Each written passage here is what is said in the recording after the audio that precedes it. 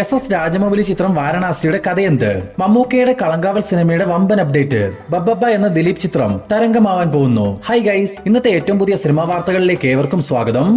Jailer 2 എന്ന സിനിമയ്ക്ക് ശേഷം സൂപ്പർ സ്റ്റാർ രജനികാന്ത് അടുത്തതായി അഭിനയിക്കാനിരിക്കുന്ന തലൈവർ 173 എന്ന സിനിമയിൽ നിന്നും സുന്ദർ സി പിന്മാറിയെന്ന് കഴിഞ്ഞൊരു വീഡിയോയിൽ നമ്മൾ സൂചിപ്പിച്ചിരുന്നതാണ്.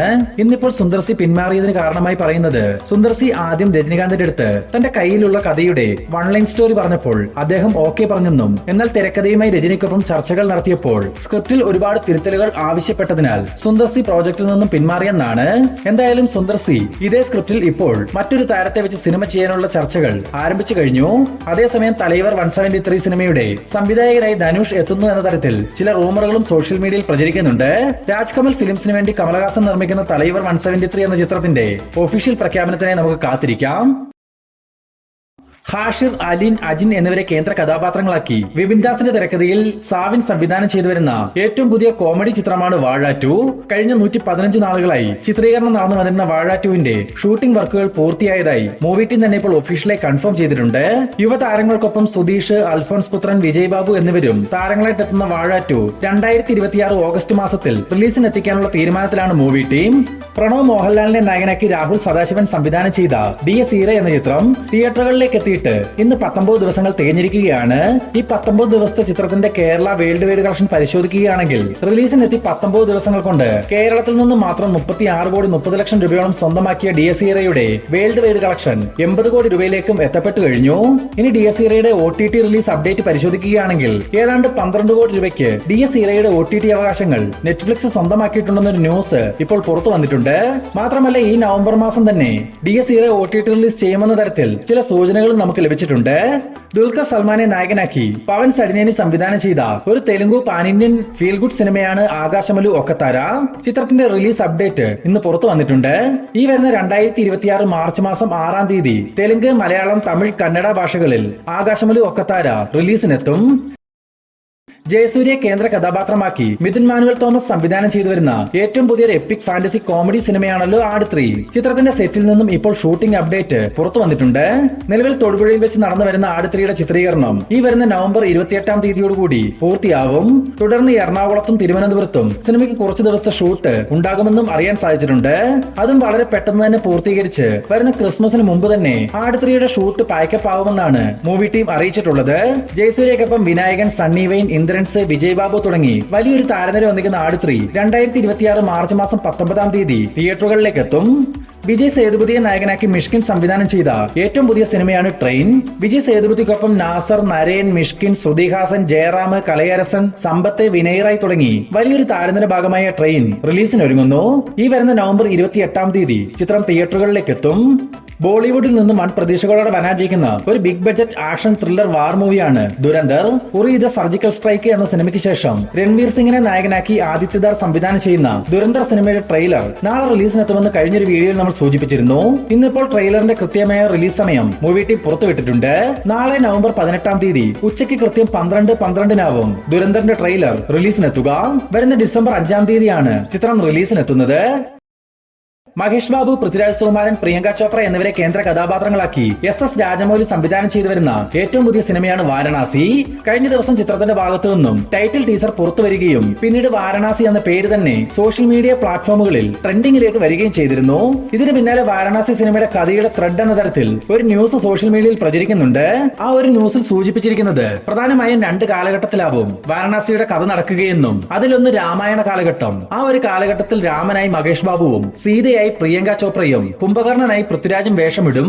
ഇതിൽ മറ്റൊരു പ്രത്യേകത എന്തെന്നാൽ, നമ്മൾ ഇതുവരെ രാമായണ കഥയിൽ രാമന്റെയും രാവണന്റെയും യുദ്ധകഥകൾ മാത്രമാണ് കണ്ടിട്ടുള്ളതെങ്കിൽ വാരണാസി സിനിമയിൽ രാമന്റെയും കുംഭകർണന്റെയും യുദ്ധകഥകൾ കാണാനാവുമെന്നും, അതുമാത്രവുമല്ല കുംഭകർണൻ എന്നൊരു ജയിന്റ് രൂപത്തിൽ ആ ഒരു കാലഘട്ടത്തിലെ കഥയിൽ പൃഥ്വിരാജിനെ കാണാനാവുമെന്നും പറയപ്പെടുന്നു. ഇനി പ്രസന്റ് സിറ്റുവേഷനിലേക്ക് വന്നാൽ, ഭൂമിയെ നശിപ്പിക്കാൻ ഒരു ആസ്ട്രോയിഡ് വരുന്നതും അതിനെ എതിർക്കാൻ മഹേഷ് ബാബുവിന്റെ രുദ്ര എന്ന ക്യാരക്ടർ തയ്യാറാവുമ്പോൾ രുദ്രയെയും ഒപ്പം തന്നെ ഈ ഭൂമിയെ നശിപ്പിക്കാൻ കുംഭകർണൻ കുംഭകർണന്റെ പുനർജന്മമായ കുംഭ എന്ന പൃഥ്വിരാജ് സുകുമാരൻ അവതരിപ്പിക്കുന്ന കഥാപാത്രത്തിന്റെ ചെയ്തികൾ കൂടെ ചേർന്നതാണ് വാരണാസിയുടെ കഥയെന്നാണ് അറിയാൻ സാധിച്ചിട്ടുള്ളത്. പിന്നെ പലർക്കും ഉള്ളൊരു സംശയമാണ്, ഇത്ര വലിയ ബ്രഹ്മാണ്ഡ സിനിമയായി വാരണാസി തയ്യാറാകുന്നതുകൊണ്ട് തന്നെ 2 ഭാഗങ്ങളായിട്ടായിരിക്കുമോ ഈ സിനിമ വരികയെന്നത്. അതിന് കൃത്യമായ ഒരു ഉത്തരം രാജമൗലി തന്നിട്ടുണ്ട്. ഒരേ ഒരു ഭാഗം മാത്രമേ വാരണാസിക്ക് ഉണ്ടാവുകയുള്ളൂ. ഏതാണ്ട് 200 മിനിറ്റ് റണ്ണിംഗ് ടൈമിൽ, അതായത് 3 മണിക്കൂറും 20 മിനിറ്റ് റണ്ണിംഗ് ടൈമിൽ ഒറ്റ ഭാഗമായി മുഴുവൻ കഥയും പറഞ്ഞു തീർക്കാനുള്ള തീരുമാനത്തിലാണ് എസ് രാജമൗലി. കാത്തിരിക്കാൻ ചിത്രത്തിന്റെ കൂടുതൽ അപ്ഡേറ്റുകൾക്കായി. ദുൽഖർ സൽമാൻ, റാണ ദഗുപതി, ഭാഗ്യശ്രീ ബോർസെ എന്നിവരെ കേന്ദ്ര കഥാപാത്രങ്ങളാക്കി സെൽവമണി സെൽവരാജ് സംവിധാനം ചെയ്ത ഏറ്റവും പുതിയ സിനിമയാണല്ലോ കാന്ത. ചിത്രം റിലീസിനെത്തിയ ആദ്യ 4 ദിവസങ്ങൾ കൊണ്ട് കേരളത്തിൽ നിന്ന് മാത്രം 2 കോടി രൂപയും വേൾഡ് വൈഡ് ഗ്രോസായി 26 കോടി രൂപയും സ്വന്തമാക്കിയിട്ടുണ്ടെന്ന് അറിയാൻ സാധിച്ചിട്ടുണ്ട്. ഏകദേശം 30 കോടി രൂപയോളം ബഡ്ജറ്റ് കണക്കാക്കുന്ന കാന്ത തിയേറ്ററുകളിൽ വിജയമാകണമെങ്കിൽ 50 കോടിക്കും മുകളിൽ ഒരു കളക്ഷൻ നേടിയെടുക്കേണ്ടതായിട്ടുണ്ട്. കാത്തിരിക്കാൻ ചിത്രത്തിന്റെ കൂടുതൽ അപ്ഡേറ്റുകൾക്കായി. DS ഹീറ എന്ന സിനിമയ്ക്ക് ശേഷം പ്രണവ് മോഹൻലാൽ അടുത്തതായി അഭിനയിക്കാനിരിക്കുന്ന സിനിമയുടെ അപ്ഡേറ്റ് ഇപ്പോൾ പുറത്തു വന്നിട്ടുണ്ട്. ചോട്ടാ മുംബൈ, രാജമാണിക്യം പോലുള്ള സിനിമകൾ സംവിധാനം ചെയ്ത അൻവർ റഷീദ് പ്രണവ് മോഹൻലാലിനെ നായകനാക്കി പുതിയൊരു സിനിമ ഒരുക്കാൻ പോകുന്നു. മുഴുനീള ആക്ഷൻ സിനിമയായി തയ്യാറാകാനിരിക്കുന്ന ഈ ചിത്രത്തിന്റെ കഥ അൻവർ റഷീദ് മറ്റൊരു താരത്തിന് വേണ്ടി എഴുതിയതായിരുന്നു. എന്നാൽ ഇപ്പോൾ പ്രണവിന് വേണ്ടി ഈ സിനിമ ചെയ്യാൻ അൻവർ റഷീദ് തീരുമാനമെടുത്തതായും അറിയാൻ സാധിച്ചിട്ടുണ്ട്. കാത്തിരിക്കാൻ ചിത്രത്തിന്റെ ഒഫീഷ്യൽ പ്രഖ്യാപനത്തിനായി. ദളപതി വിജയിയെ നായകനാക്കി എച്ച് വിനോദ് സംവിധാനം ചെയ്ത് വരുന്ന 2026 ജനുവരി മാസം 9-ാം തീയതി റിലീസ് ചെയ്യാനിരിക്കുന്ന ഏറ്റവും പുതിയ സിനിമയാണല്ലോ ജനനായകൻ. ചിത്രത്തിന്റെ സിംഗപ്പൂർ, മലേഷ്യ എന്നിവിടങ്ങളിലെ തിയേറ്റർ വിതരണാവകാശം റെക്കോർഡ് തുക നൽകി എക്സ്ജെൻ സ്റ്റുഡിയോസ് സ്വന്തമാക്കിയിട്ടുണ്ടെന്ന് അറിയാൻ സാധിച്ചിട്ടുണ്ട്. ബേസിൽ ജോസഫ്, വിനീത് ശ്രീനിവാസൻ, ടൊവിനോ തോമസ് എന്നിവരെ കേന്ദ്ര കഥാപാത്രങ്ങളാക്കി അരുൺ അനിരുദ്ധൻ സംവിധാനം ചെയ്തു വരുന്ന ഏറ്റവും പുതിയ സിനിമയാണ് അതിരടി. കോമഡിക്കും പ്രണയത്തിനും ആക്ഷനുമെല്ലാം ഒരുപോലെ പ്രാധാന്യം നൽകുന്ന അതിരടിയുടെ അടുത്ത ഘട്ട ചിത്രീകരണം നാളെ മുതൽ ആരംഭിക്കും. പ്രധാനമായും ടൊവിനോ, ബേസിൽ, വിനീത്, ദർശന രാജേന്ദ്രൻ, റിയ ഷിബു, സെറിൻ ഷിഹാബ് തുടങ്ങിയവരാണ് നാളെ മുതൽ ആരംഭിക്കാനിരിക്കുന്ന അതിരടിയുടെ ചിത്രീകരണത്തിൽ പങ്കെടുക്കുക. ലാലേട്ടനെ നായകനാക്കി ആഷിഖ് ഉസ്മാന്റെ പ്രൊഡക്ഷനിൽ ഓസ്റ്റിൻ സംവിധാനം ചെയ്യാനിരിക്കുന്ന ഏറ്റവും പുതിയ സിനിമയാണ് L365. ചിത്രത്തിന്റെ സിനിമാറ്റോഗ്രാഫി കൈകാര്യം ചെയ്യുന്നത് ഷാജികുമാർ ആയിരിക്കുമെന്ന് ഒരു പോസ്റ്റർ മുഖേന മൂവി ടീം തന്നെ ഇപ്പോൾ കൺഫേം ചെയ്തിട്ടുണ്ട്. പുലിമുരുകൻ, തുടരും, നരൻ എന്നീ സിനിമകൾക്ക് ശേഷം ലാലേട്ടനും ഷാജികുമാറും വീണ്ടും ഒന്നിക്കുന്ന സിനിമ കൂടിയായി L365 മാറിക്കഴിഞ്ഞു. വരുന്ന ജനുവരി മാസം മുതൽ ഈ ചിത്രത്തിന് ഷൂട്ടിംഗ് വർക്കുകൾ ആരംഭിക്കും. മെഗാസ്റ്റാർ മമ്മൂട്ടിയെ നായകനാക്കി ജിതിൻ കെ ജോസ് സംവിധാനം ചെയ്ത് നിലവിൽ റിലീസിന് തയ്യാറെടുത്തിരിക്കുന്ന ഏറ്റവും പുതിയ സിനിമയാണ് കളങ്കാവൽ. ചിത്രത്തിന്റെ ഭാഗത്തു നിന്നും കഴിഞ്ഞ ദിവസം ഒരു ട്രെയിലർ പുറത്തുവരികയും സോഷ്യൽ മീഡിയയിൽ ആ ഒരു ട്രെയിലർ തരംഗമാവുകയും ചെയ്യുന്നത് നമ്മൾ കണ്ടിരുന്നതാണ്.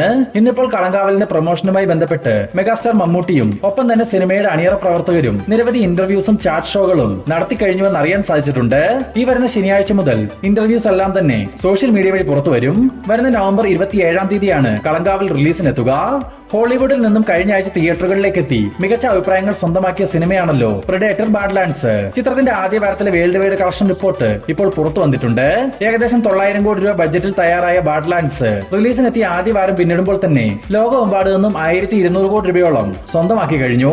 കാത്തിരിക്കുക ചിത്രത്തിന്റെ വരും ദിവസങ്ങളിലെ കളക്ഷൻ റിപ്പോർട്ടുകൾക്കായി. ജനപ്രിയ നായകൻ ദിലീപിനെ നായകനാക്കി ധനഞ്ജയ് ശങ്കർ സംവിധാനം ചെയ്തു വരുന്ന ഏറ്റവും പുതിയ സിനിമയാണല്ലോ ബബ്ബബ്ബ. നിലവിൽ ഇപ്പോൾ റിലീസിന് തയ്യാറെടുത്തുകൊണ്ടിരിക്കുന്ന ബബ്ബബ്ബയുടെ പോസ്റ്റ് പ്രൊഡക്ഷൻ വർക്കുകൾ ഓൾമോസ്റ്റ് പൂർത്തിയായെന്ന് അറിയാൻ സാധിച്ചിട്ടുണ്ട്.